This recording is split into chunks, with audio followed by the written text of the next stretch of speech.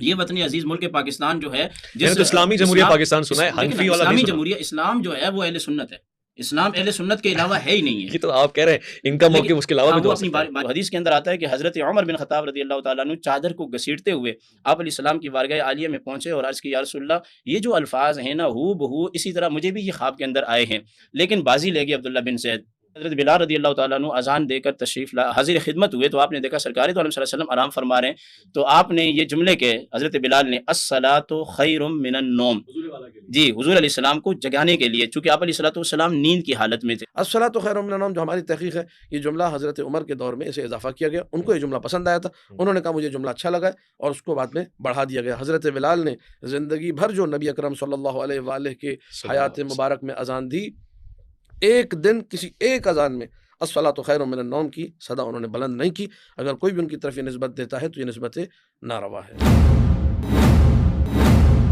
ایک ہجری کے اندر جب مسلمان مدینہ المنورہ میں تھے تو مسلمانوں کی نمازیوں کی تعداد بڑھ گئی۔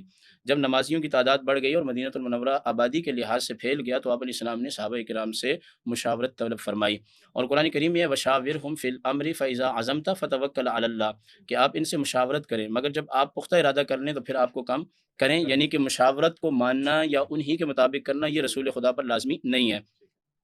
کچھ صحابہ کرام نے کہا کہ ہم ناقوس بنا لیتے ہیں، اس میں پھونکتے ہیں، اس سے آواز پیدا ہوگی تو مدینہ کے لوگ مسجد میں آ جائیں گے۔ آپ علیہ السلام نے فرمایا یہ عیسائیوں کا طریقہ ہے، یہ درست نہیں ہے۔ کچھ لوگوں نے یہ کہا کہ بگلا بجاتے ہیں تو آپ علیہ السلام نے فرمایا کہ من امر الیہود، یہ یہود کا طریقہ ہے، یہ بھی درست نہیں ہے۔ کچھ کی طرف سے یہ رائے آئی کہ ہم آگ جلا دیتے ہیں اور جب پتہ چلے گا تو لوگ نماز کے لیے آ جائیں گے، تو حضور نے فرمایا کہ من امر المجوس، یہ قومی مجوس کا طریقہ ہے۔ تینوں کو آپ نے رد فرما دیا۔ حضرت عمر رضی اللہ تعالیٰ عنہ نے یہ رائے پیش کی کہ ہم ایک شخص کی ڈپٹی لگا دیتے ہیں جو کہ اعلان کرے تاکہ لوگ نماز کے اندر آ جائیں اور جماعت میں حاضر ہوں۔ اب دن بھر یہ مشاورت ہوئی تو رسول خدا نے آگ کو بھی پسند نہیں کیا، ناقوس کو بھی پسند نہیں کیا، باجے وغیرہ جیسے بجائے جاتے ہیں ان تمام چیزوں کو پسند نہیں کیا۔ آپ کے سوال کا جواب تو آ گیا۔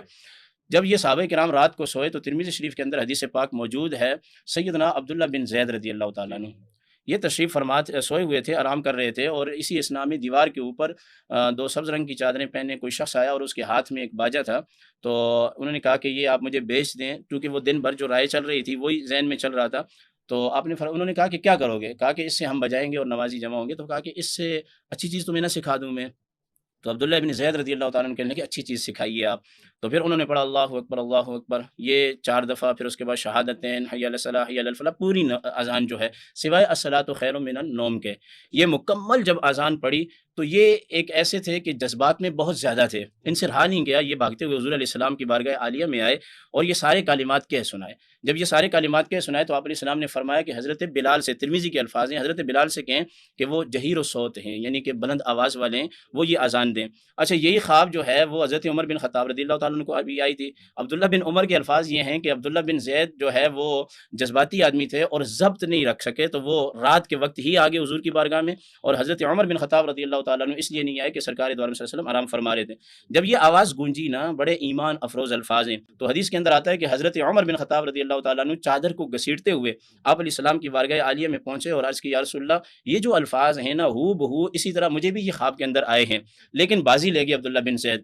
ضرورت ہو گیا۔ اچھا آپ نے گفتگو کے دوران ہمیں یہ بھی بتایا کہ الصلاۃ خیر من النوم کے جملے اس وقت اللہ کے رسول کی طرف سے نہیں ہے۔ میں جاننا چاہتا ہوں کہ نہیں، اس وقت اللہ کے رسول کی طرف سے نہیں، حضرت عبداللہ بن زید کی خواب میں نہیں ہے، خواب میں نہیں ہے، یعنی کہ اس کا اذن اللہ کے رسول نے نہیں دیا، ہاں یعنی نافذ نہیں کیا۔ مجھے معلوم تھا یہ سوال آپ کریں گے۔ اب اگلی بات سن لیں کہ یہ جو الصلاۃ خیر من النوم کے جملے ہیں یہ بھی رسول خدا کا حکم ہے، لیکن اس کا پس منظر کچھ اور ہے۔ وہ یہ ہے کہ نبی کریم علیہ الصلوۃ والسلام نے تہجد کی نماز کی ادائیگی فرمائی، اور فرمانے کے بعد آپ علیہ الصلوۃ والسلام آرام فرماتے تھے، اور یہ حدیث کے اندر ہے کہ آپ علیہ الصلوۃ والسلام 8، 6، 4 اور پھر 2 تک وہ تعلیم امت کے لیے، عمر کے بڑھنے کے ساتھ ساتھ حضور میں تو کوئی ایسی بات نہیں ہے، لیکن تعلیم امت کے لیے۔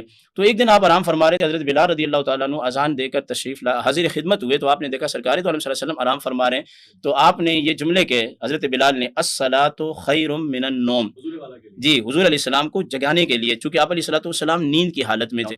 اچھا آپ علیہ السلام کو یہ الفاظ پسند آئے تو آپ نے فرمایا کہ اس کو حی علی الصلاۃ اور حی علی الفلاح کے بعد فجر کی اذان کے اندر رکھ دیں۔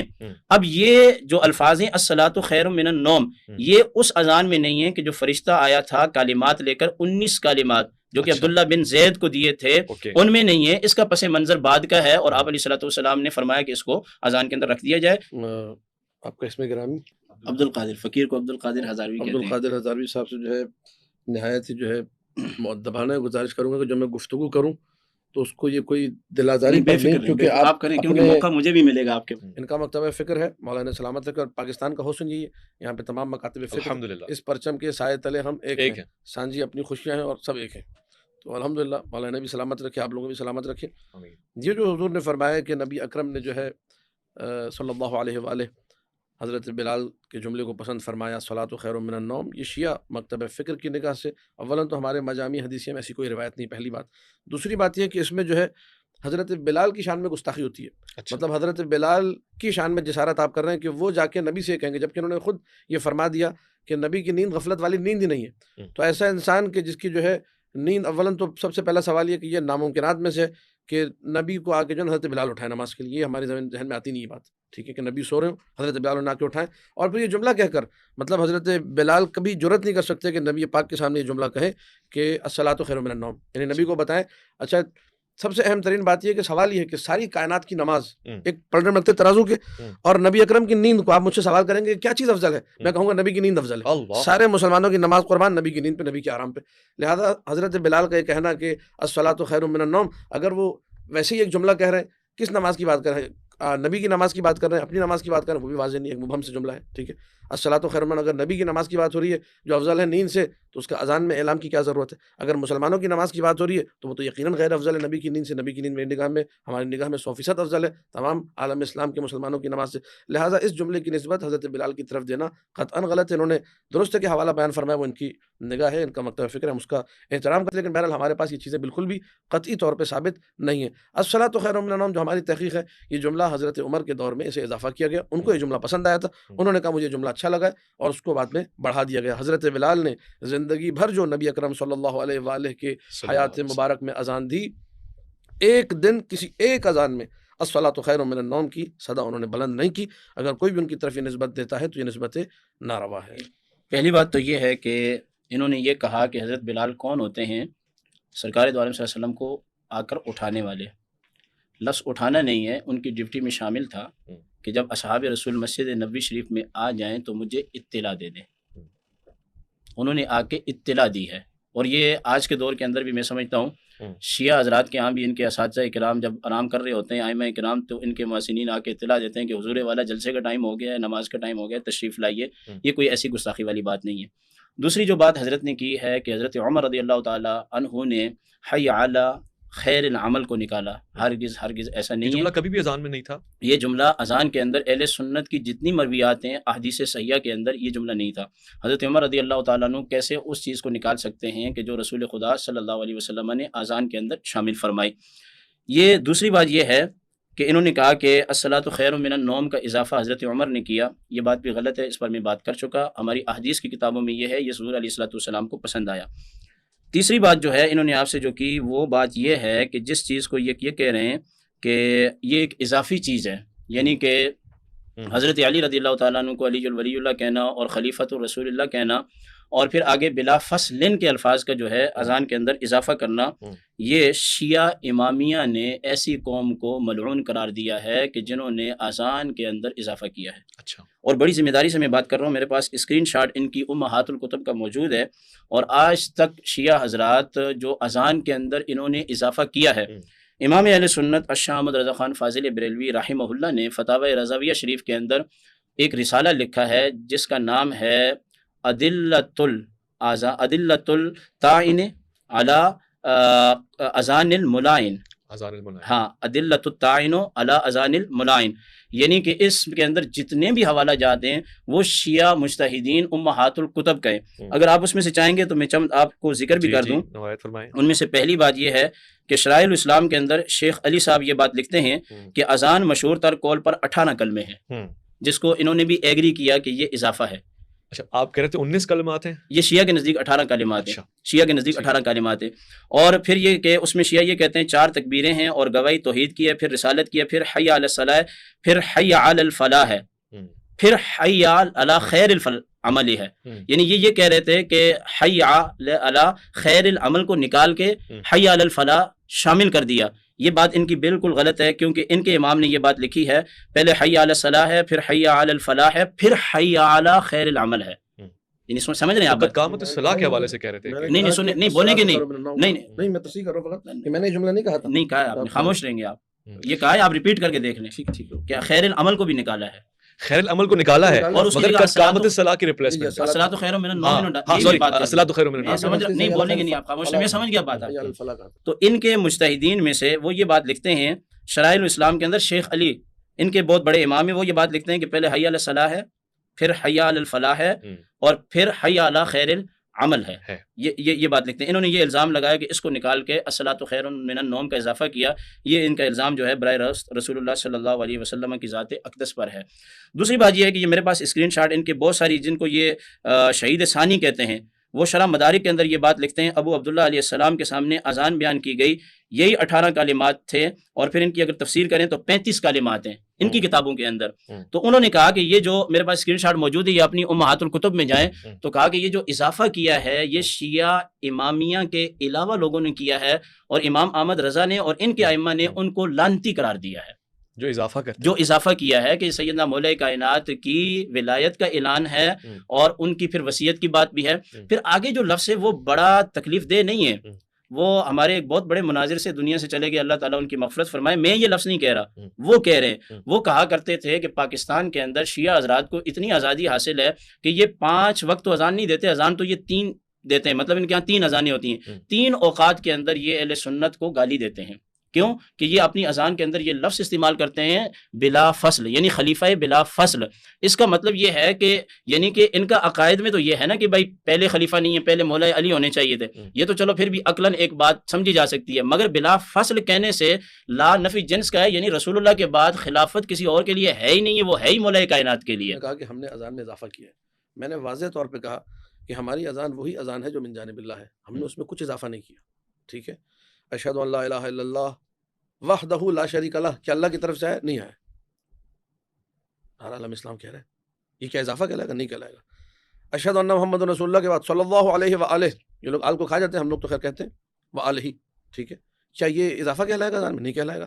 جس طرح صلی اللہ علیہ وآلہ آپ کہتے ہیں، اسی طرح ہمارے پاس ہمارے معصومین، جو ہمارے پاس مصدر شریعت ہے، معصومین کے فرامین ہے، اس سے بات ثابت ہے کہ محمد رسول اللہ کے بعد علی ولی اللہ کی گواہی وہی حیثیت رکھتی ہے.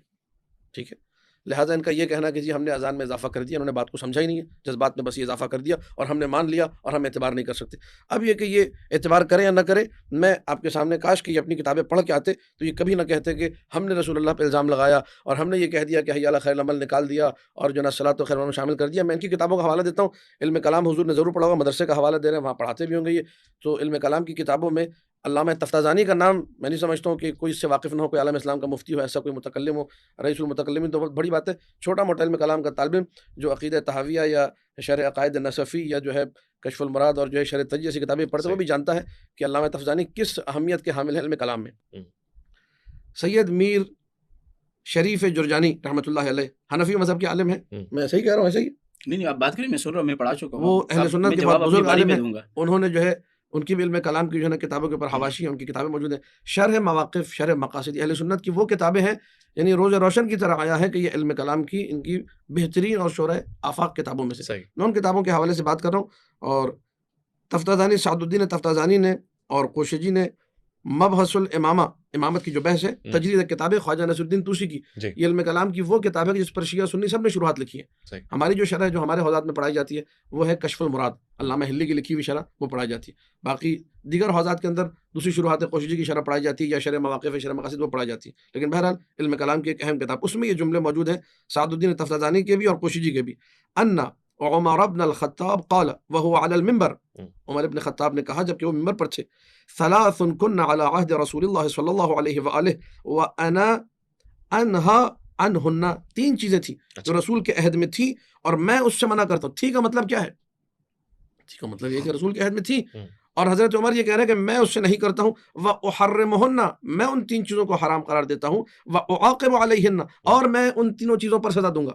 اب آپ مجھے بتائیے کہ میں کس کا اعتبار کروں؟ مذہب اہل سنت کا اعتبار کروں جن کے امام یہ کہہ رہے ہیں کہ رسول کے زمانے میں 3 چیزیں تھیں، میں ان تینوں سے روکتا بھی ہوں، میں ان تینوں کو حرام بھی قرار دیتا ہوں، میں ان تینوں پر سزا بھی دوں گا، اور ان 3 چیزوں میں سے ایک چیز جو ہے وہ نماز میں اذان میں حی علی خیر العمل ہے، حی علی خیر العمل سے میں منع کرتا ہوں۔ بھائی کیوں منع کرتے ہیں؟ اس کی وجہ بھی علماء اہل سنت نے اپنی کتابوں میں لکھی ہے، کاش کے یہ پڑھ لیتے تو اس میں واضح ہو جاتا ہے ان کے لیے کہ حضرت عمر نے یہ فرمایا کیونکہ حی علی خیر العمل کو لوگ سنیں گے تو وہ خیر العمل نماز کو سمجھیں گے، تو وہ جہاد میں کوتاہی کریں گے، سستی کریں گے، لہٰذا اس جو ہے جملے کو اذان سے انہوں نے نکلوا دیا۔ ابو بکر کے زمانے میں بھی حی علی خیر العمل تھا، ٹھیک ہے، اس کو بھی جو ہے انہوں نے نہیں دیکھا کہ جو حضرت ابو بکر کے زمانے میں بھی موجود ہے، حضرت عمر نے آ کے نکالا ہے۔ دوسری 2 چیزیں متعۃ الحج ہے، وہ یہاں ذکر نہیں تھا جو میں نے ابھی کھولا ہوا تھا کتاب کا حوالہ، اور تیسری چیز متعۃ النساء ہے۔ متعہ نساء جو ہے وہ بھی رسول کے زمانے میں تھا، متعۃ الحج حج تمتع وہ بھی رسول کے زمانے میں تھا۔ ان تینوں چیزوں کو حضرت عمر نے دین سے نکال دیا اور اس سے منع فرمایا۔ اہل سنت دین رسول پہ عمل نہیں کرتے، دین حضرت عمر پہ عمل کرتے۔ آپ بتائیے ہم کس کا اعتبار کریں؟ دین حضرت عمر کا اعتبار کریں یا دین رسول خدا کا اعتبار کریں؟ جہاں تک بات ہے اس جملے کی، اشہد ان امیر المؤمنین و امام المسلمین علی ابن ابی طالب حجۃ اللہ و خلیفۃ رسول اللہ بلا فصل، تو یہ ہمارے عقیدے کا اعلان ہے۔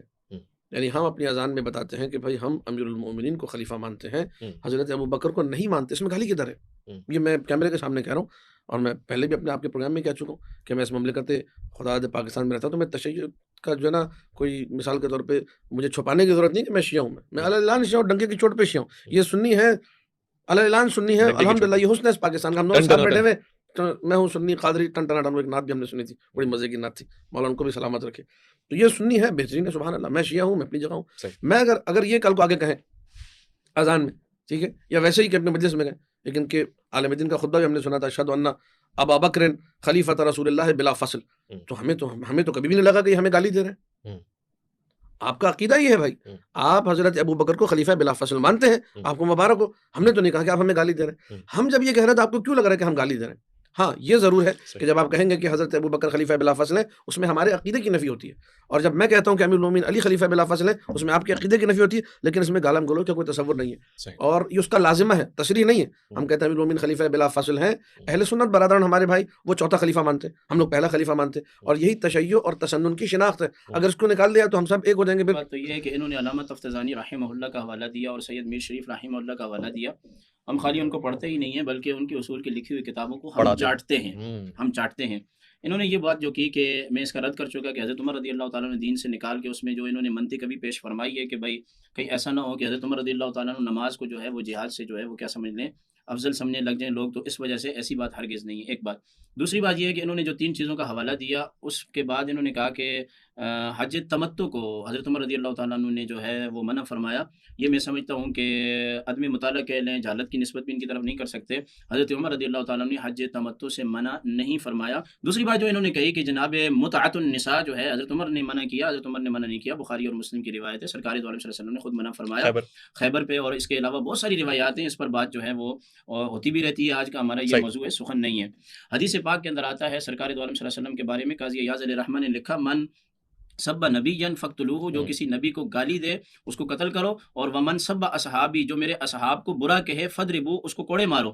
یعنی اصحاب کو برا کہنے کا کیا مطلب ہے؟ یعنی کہ ہم اہل سنت کے ہاں نبی کریم علیہ السلام کے بعد حضرت ابو بکر صدیق ہیں، ان کے بعد عمر بن خطاب ہیں، ان کے بعد عثمان بن عفان ہیں، یہ ہمارے عقائد میں شامل ہے، اور پھر ان کو بلا فصل کہہ کے ان کی توہین کرنا، اس کو رد کرنا، یہ صحابہ کرام پر سب و شتم ہے۔ مراد سے وہ گلی محلے کی گالی نہیں ہے، مطلب جو ان کا نمبر اللہ اور اس کے رسول کے ہاں بنتا ہے اس نمبر کو پیچھے ہٹا کے اور 3 اوقات کے اندر اس طریقے سے اسپیکروں کے اندر آواز کا گونجنا، یہ ہمارے لیے وہ تبرہ کے معنی میں ہم لے رہے ہیں۔ وہ یہ ہے کہ انہوں نے جو بات کہی ہے نا، یہ وطن عزیز ملک پاکستان، اس کا جو قانون ہے اسلامی، یہ اہل سنت کے ہاں ہے، یعنی کہ ہم شیعہ برادری کو سپورٹ کرتے ہیں، ان کا حفظ و امان سب چیزیں ہیں، مگر پاکستان کا جو قانون ہے وہ فقہ حنفی اہل سنت و جماعت ہے، یعنی اس کے علاوہ کوئی بھی نہیں ہے، نہ کہ اعلی تشیع کو اس میں شامل کیا گیا۔ یہ بات ان کے ذہن میں رہنی چاہیے، اور اگر میں غلط ہوں تو آپ اس کی تصحیح کریں۔ یہ وطن عزیز ملک پاکستان جو ہے، تو اسلامی جمہوریہ پاکستان سنا ہے، حنفی والا اسلامی جمہوریہ اسلام جو ہے وہ اہل سنت ہے، اسلام اہل سنت کے علاوہ ہے ہی نہیں ہے. یہ تو آپ کہہ رہے ہیں ان کا موقف اس کے علاوہ بھی وہ تو ہو اپنی سکتا ہے. باری میں بولیں, میں چونکہ بات کر رہا ہوں تو وہ اپنی گفتگو کر سکتے ہیں اس کے بارے میں. اسلامی جمہوریہ پاکستان اسلام ہے ہی وہی ہے جو اہل سنت کے پاس ہے. اہل سنت کے علاوہ جو ہے وہ اسلام نہیں ہے. ٹھیک ہے. وہ خود یہ کہتے رہتے ہیں کہ ہم نے اضافہ کیا ہوا ہے, تو اس پہ ہم اعتماد نہیں کر سکتے. کہ یہ عقائد کی کتابیں اٹھا کے ہمیں حوالہ دے رہے ہیں اور کہہ رہے ہیں کہ حضرت عمر نے یہ کیا. ہماری کسی بھی ایسی کتاب کے اندر, جیسے فتاوی شامی میں دکھا دیں, بخاری میں دکھا دیں, مسلم شریف میں دکھا دیں, یہ نسائی میں دکھا دیں, قرآن میں کہیں دکھا دیں, کہیں پہ بھی نہیں. تفسیر کے اندر دکھا دیں. یہ ایک جناب سید میر شریف کو لے کے آگے اور علامہ تفتزانی کو لے کے آگے. میں نے یہ کہا حضرت عمر پہ, نعوذ باللہ, میں نے الزام لگایا. میری کیا مجال کہ میں حضرت عمر پہ الزام لگاؤں. میں نے یہ کہا کہ جی وہ متع حج اور متعۃ النساء حضرت عمر نے نکالا اور اس پہ سزا معین کی اور کہا کہ میں منع کرتا ہوں, میں حرام کرتا ہوں. یہ میں نے ان پر الزام لگایا. میں نے الزام لگایا. اچھا, یہ تفسیر مفاتیح الغیب, تفسیر مفاتیح الغیب, فخر الدین رازی کی کتاب ہے, اب کیمرے پہ ریکارڈر ہے میں سب کے سامنے.